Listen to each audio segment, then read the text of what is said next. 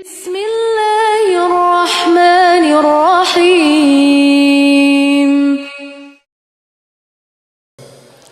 Assalamualaikum warahmatullahi wabarakatuh. Hadirin hadirat rahimakumullah. Saya langsung masuk pada materi. Andai tidak ada penghafal Al-Quran, andai tidak ada umat Islam yang hafal Quran, sungguh nasib Al-Quran nggak beda dengan Injil, nggak beda dengan Taurat. Di sana mudah sekali pendeta memalsukan Taurat, memalsukan Injil, yuharrifunal kalima amma wadhi'i, yuharrifunal kalima, yuharrifunal kalima amma wadhi'i. Mereka mudah memalsukan kalimat-kalimat Injil. Kenapa Injil mudah dipalsukan? Karena memang nggak ada orang hafal Injil. Pendetanya pun nggak ada yang hafal. Sehingga kalau ada cetakan Injil, dikurangi satu kalimat, dirubah satu kalimat, tambah satu kalimat, yang nggak ada yang tahu, nggak ada yang hafal. Alhamdulillah, sejak zaman Rasulullah SAW ada sekitar 600 sahabat yang hafal Quran. Cuma mereka dulu banyak terbunuh dalam perang Yamamah. Lalu Umar bin Khattab khawatir para penghafal banyak yang mati. Terus Umar mengusulkan ada tadwinul Quran, supaya Quran segera dibukukan, dibendel menjadi satu mushaf untuk berjaga-jaga. Siapa tahu yang hafal banyak yang meninggal. Nah, karena dari awal Allah mentakdir banyak sahabat yang ahli khat, diangkat Nabi menjadi kutabul wahyi, dan ada banyak sahabat yang kuat hafalannya, hamilul Quran, hufadul Quran, sehingga Quran senantiasa valid dan akurat. Perlunya ditulis, barangkali ada hafalan yang salah, disemak, ditashkih, dikontrol dengan Quran yang tertulis. Barangkali ada pencetak nakal merubah-rubah Al-Quran, maka ribuan yang hafid Quran itu mengontrol, barangkali ada tulisan yang salah, sehingga ada tulisan, ada yang hafal, dua-duanya saling mengontrol. Dulu saya ingat di Madiun ada orang membeli Quran mushaf di toko kitab, ternyata di dalamnya ada yang palsu. Dibawa pulang, dipakai tadarus di bulan Ramadan, pakai speaker. Nah, di kanan kiri musola kan ada orang yang hafal. Begitu bacanya salah, yang hafal langsung menegur, "Mas, enggak begitu." Nah, di Kristen mau membaca Injil salah benar, ya enggak ada yang negur, enggak ada yang hafal. Disitulah maka tahfidzul Quran punya peran penting dalam upaya inna nahnu nazzalna dzikra wa inna lahu lahafizun.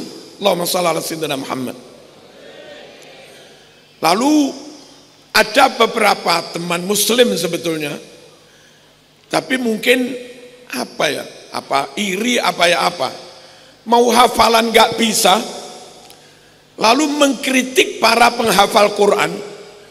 Kritikan mereka begini, apa gunanya hafal Quran nggak ngerti maknanya, nggak ngerti tafsirnya, apa bedanya dengan kaset? Seakan nggak ada gunanya kalau sekedar hafal tapi nggak ngerti maknanya. Padahal jangankan hafal, baca saja nggak hafal, itu meskipun nggak ngerti maknanya tetap dapat pahala, tetap jadi ibadah.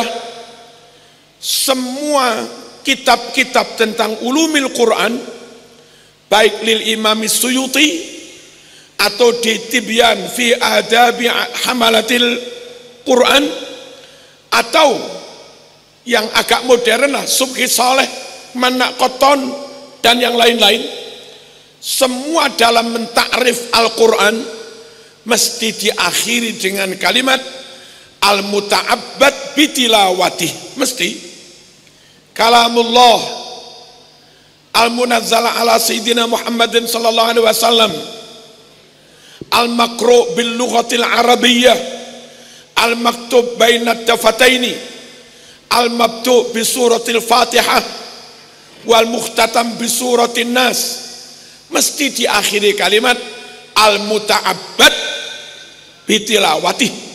Semua ulama apapun madhabnya bersepakat tilawatul Quran, baca Quran itu dinilai ibadah al-muta'abbad bitilawatih.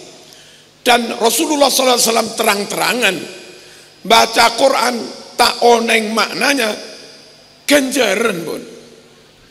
Man qara'a harfan min kitabillah falahu hasanah wal hasanatu bi asri amsalihha. La aqul alif lam mim harfun, la, lakin alif harfun, lam harfun, mim harfun.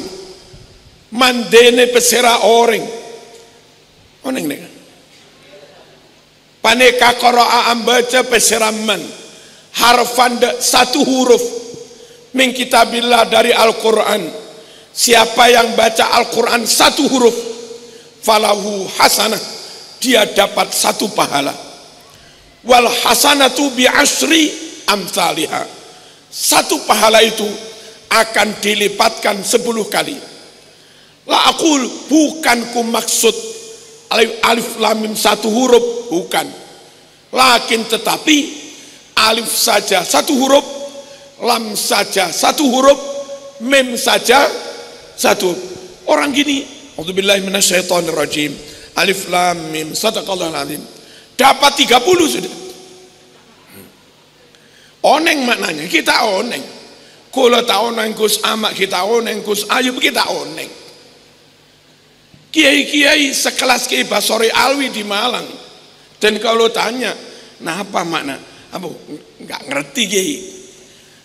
Wong sekelas tafsir Jalalain saja, setiap ada kalimat alif lam mim ha mim ain sin qaf, mesti dia bilang enggak tahu saya. Wallahu a'lam bimuradih.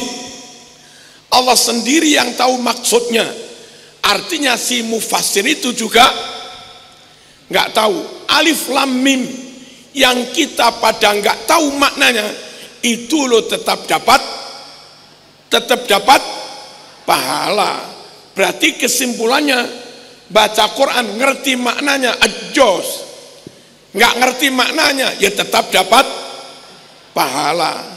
Kita nggak setuju kalau ada orang apa hafal Quran nggak ngerti maknanya kayak kaset.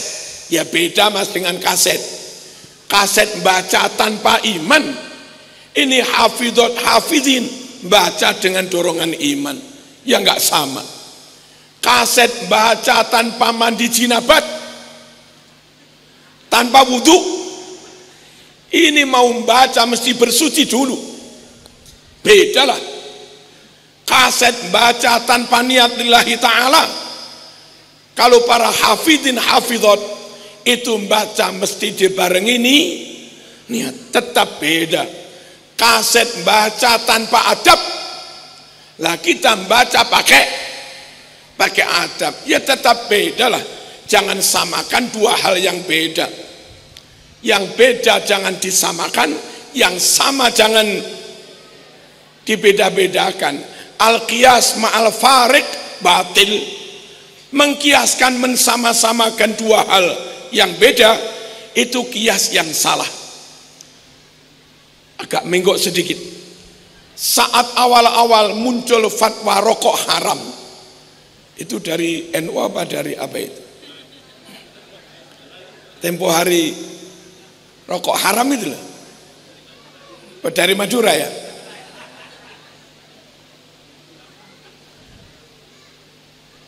kami diundang oleh IMM, Ikatan Mahasiswa Muhammadiyah, mewakili NU.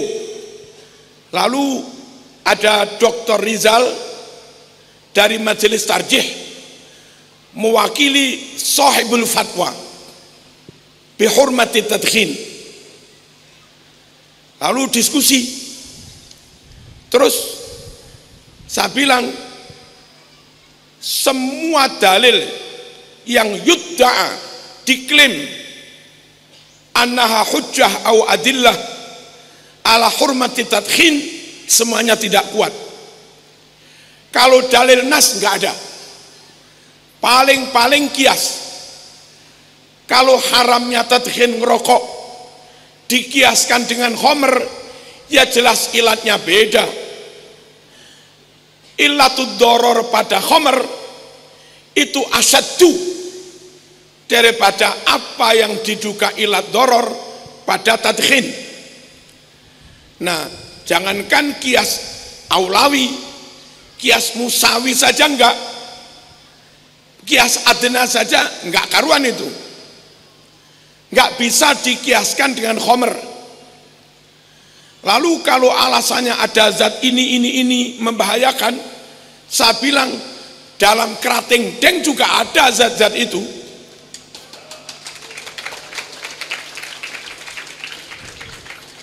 Iya, dalam mie Indomie juga ada. Lah kalau alasannya ada zat-zat itu, ada zat aditif macam-macam, lalu Anda haramkan rokok, ya jangan diskriminasi. Sekalian semua jenis makanan, minuman yang mengandung zat itu haram semua sudah. Rokok haram, Indomie haram, kerating den haram. Yang kuning itu apa? Extra jos haram. Itu sekalian sudah. Sprite haram, Coca-Cola karuan sudah. Kalau ilatnya sama, satu Anda haramkan, satu tidak, berarti Anda diskriminatif, nggak boleh. Allahumma shalli ala sayyidina Muhammad. Wong kaset kok disamakan dengan penghafal Quran, itu diskriminasi, Mas. Menyamakan hal yang beda atau membedakan hal yang sama. Selesai diskusi, terus ya'ti daur litorhil as'ilah, ada tanya jawab. Saya ditohok dengan pertanyaan yang mungkin sulit saya jawab. Marzuki, saya nanya, jangan-jangan saya tidak mengharamkan rokok karena Anda sendiri suka rokok, sehingga Anda nggak mengharamkan subjektif. Rokok nggak haram karena memang suka rokok. Saya jawab, saya nggak ngerokok. Tanya santri ini, lalu ganti pertanyaan ke arah Dr. Rizal. Dokter, jangan-jangan ente mengharamkan rokok karena memang nggak suka rokok. Dia bilang, saya mengharamkan rokok, ini tugas organisasi. Sosialisasi tentang fatwa haramnya rokok. Kalau urusan pribadi, saya malah setuju dengan rokok. Lalu dia ngambil rokok dari sakunya. Ini rokok saya sama koreknya. Kacau nah pun. Allahumma shalli ala sayyidina Muhammad. Hafalan Quran penting. Setidaknya berperan, ikut andil dalam hal inna nahnu nazzalna dzikra wa inna nahnu nazzalna dzikra wa inna lahu lahafizun. Kami, kata Allah, yang menurunkan Al-Quran dan kami pula yang menjaganya. Allah itu satu, tapi pakai mutakallim ma'al ghair. Bukan Allah banyak, bukan. Apa? Allah berkomitmen menjaga Al-Quran, tapi mengertilah melibatkan kita ngajak panjenengan untuk menjaga Al-Quran, dan panjenengan terpilih Allah, diajak Allah untuk bareng-bareng menjaga Al-Quran lewat hifdzul Quran, lewat tahfidzul Quran, yang mana isim fa'il dari hifdzul Quran itu ya hafidhun. Inna nahnu nazzalna dzikra wa inna lahu lahafidh. Sungguh mbak-mbak yang hafidhat, mas-mas yang hafidhin, benar-benar istimewa, spesial. Bagi Allah sampean sangat istimewa. Bagaimana tidak? Dipilih Allah, diajak bareng-bareng menjaga Al-Quran. Dipercaya Allah, diajak bareng-bareng menjaga Al-Quran. Jarang loh orang dipilih Allah, jarang loh orang diamanai Allah, dipercaya Allah, bareng-bareng tugas menjaga Al-Quran. Dan lebih jelasnya, lebih sharihnya, Nabi mengatakan ahlul Quran ahlullah wa khassatuh. Ahlul Quran ahlullah wa khassatuh. Orang yang ahli Al-Quran, ahli khatnya, ahli tafsirnya, ahli istiqomah bacanya meskipun gak hafal, atau ahli hafal, semua yang ahlul Quran itu menjadi keluarganya Allah. Wa khassatuh, dan menjadi orang-orang yang diistimewakan oleh Allah. Namanya orang istimewa, keluarga sendiri. Orang lain masuk rumah mesti notok isti'zan, keluarga sendiri masuk saja. Orang lain mau masuk diperiksa. Ahlul Quran, mbak-mbak, mas-mas ini tanpa hisab sudah. Seran kan? Jamaah tahfidz dari Medung, abo langsung diperlakukan khusus, khassatuh, mendapat perlakuan istimewa. Di bandara enggak istimewa, ya lewat pemeriksaan, pulang lewat, berangkat lewat. Kalau yang istimewa pintu khusus. Nah, semoga mbak-mbak, mas-mas yang berhasil menyelesaikan 30 benar-benar diangkat menjadi ahlullah wa khassatuh tanpa hisab. Amin, Allahumma. Yang kedua, hadirin rahimakumullah, podo-podo menghafalkan Al-Quran, sama-sama menghafal Quran. Pastikan bu, anak-anak kita, kompoinah, keponaan kita, murid-murid kita yang ingin hafalan Quran hanya memilih pondok pesantren tahfidz Quran di lingkungan ahlu sunnah wal jamaah yang tergabung dalam Jam'iyah Nahdlatul Ulama. Sekarang menjamur ma'had tahfidz Quran, sekarang menjamur rumah tahfidz Quran yang belum tentu NU, yang belum tentu ahlu sunnah wal jamaah. Apa beda dan kerugian kalau kita memasukkan anak tahfidz di pondok tahfidz di luar NU, di luar ahlu sunnah wal jamaah? Satu, kebanyakan ustadznya nggak bersanad, karena mereka berusaha hafalan itu lewat tutorial kaset, lewat tutorial HP.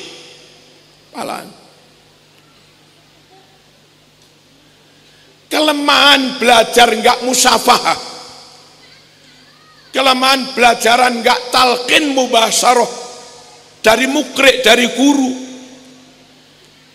Maaf kalau itu kaset tanpa gambar. Domah itu mencucu seberapa mencucunya? Ismam mencucu seberapa mencucunya ismam? Latak maun. Itu kaset nggak bisa. Kalaupun pakai video ada gambar mencucunya, lalu kita niru. Kita niru sudah pas apa benar? Sudah pas apa belum? si kaset video nggak bisa mentaske dah pas, nggak bisa. Beda kalau kita ngaji langsung tahfidz di hadapan mukri muhafid, guru langsung yang bersanad. Kita mungkin kurang pas, gurunya kurang dikit, angkat dikit lagi, tafkhimnya kurang dikit, tarkiknya kurang dikit, qalqalah kubra kurang dikit, sehingga khatam pas sudah.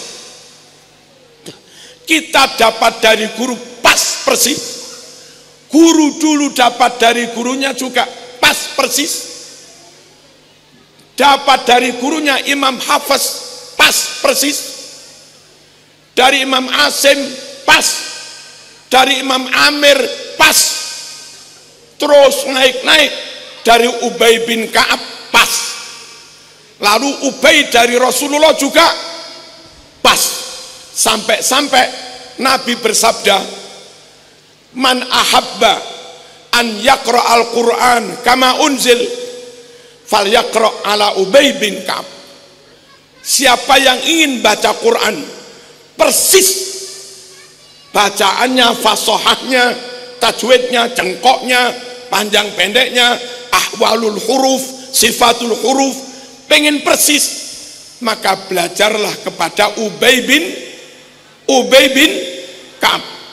Dan Ubay ini memang top, hafidz Quran 30 juz, termasuk min afsahis sahabat, yang dalam hadis Bukhari dia dipercaya Umar bin Khattab mengimami tarawih 20 rakaat.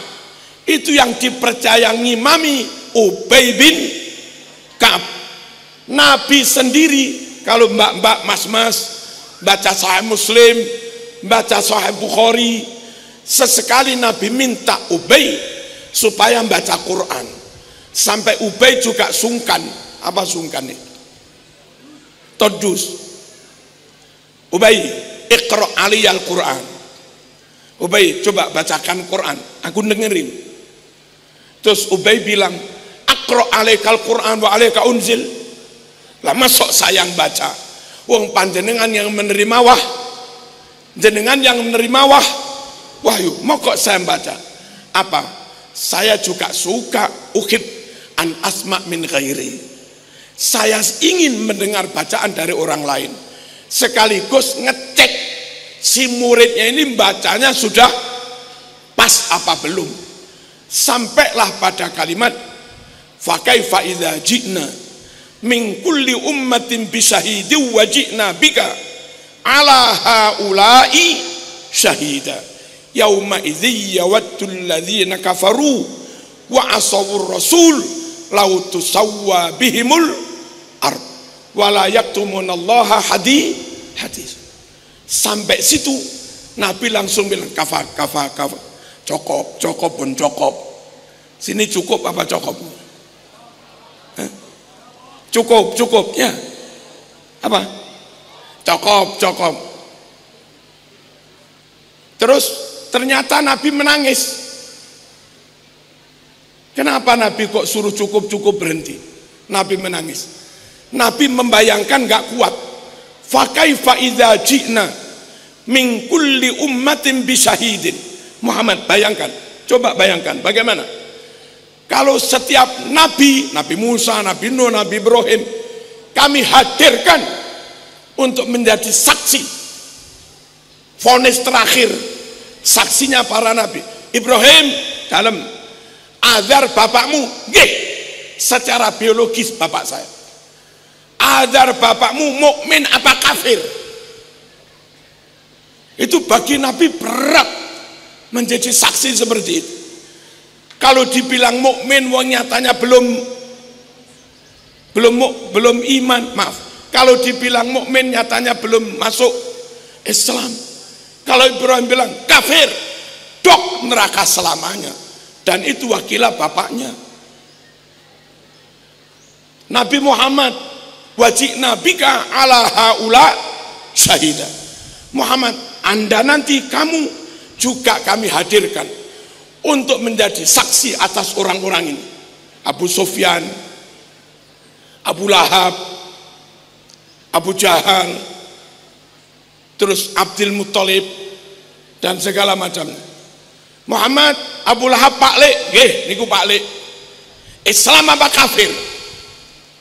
Terus bagaimana Nabi bersaksi?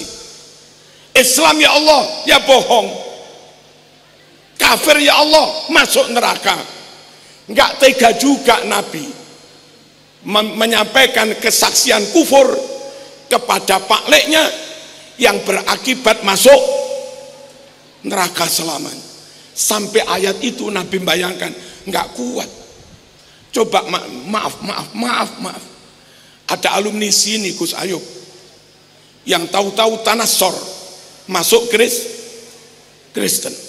Sampean sebagai pengasuh diminta jadi saksi atas semua alumni. Ini muslim surga. Ini muslim surga. Ini alusunah surga. Ini apa? Wahabi. Ya masuk surga tapi nanti dulu.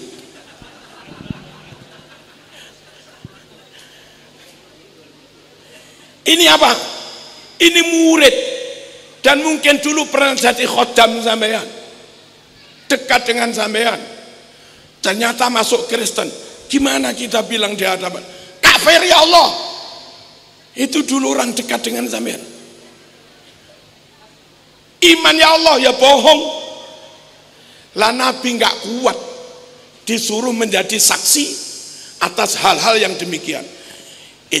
Itu yang membuat Nabi sampai menangis.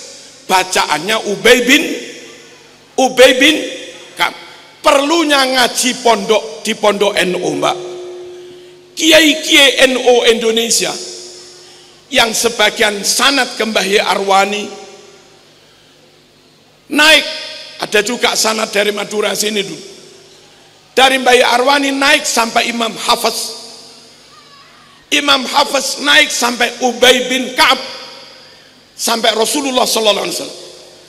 Para mukri, para muhaffiz, para kiai pengasuh tahfidz Quran di Indonesia itu rata-rata mensanad sampai Ubay bin Ka'ab, termasuk min afsahis sahabat.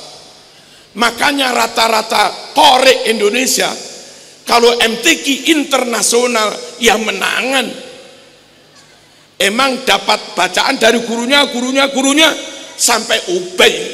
Lah Ubay itu sahabat yang paling fasih. Allahumma shalli ala sayyidina Muhammad. Pastikan anak kita kalau ingin hafalan mondok di pondok tahfidz milik NU. Bersanad sampai Ubay bin Ka'ab, Ubay dari Rasulullah sampai hifdunya, tahfidznya itu yang juara juga para hafidz Indonesia. Untuk yang dewasa sepuh, seingat saya hafidz terbaik internasional itu Gus Mun'im Pakis Pasir Malang. Yang putri anak IPPNO Trenggalek, putranya Ki Mukti Durenan. Terus tempo hari yang laki-laki lupa saya namanya, Zuri apa siapa. Itu apa? Hafidz terbaik internasional. Pertanyaannya kenapa MTQ internasional senantiasa Indonesia yang terbaik, yang terfasih.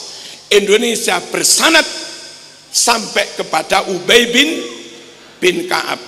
Makanya pilih pondok NU untuk tahfidz Quran bagi anak-anaknya. Kiai-kiainya bacaannya bersanad sampai Rasulullah sallallahu alaihi wasallam.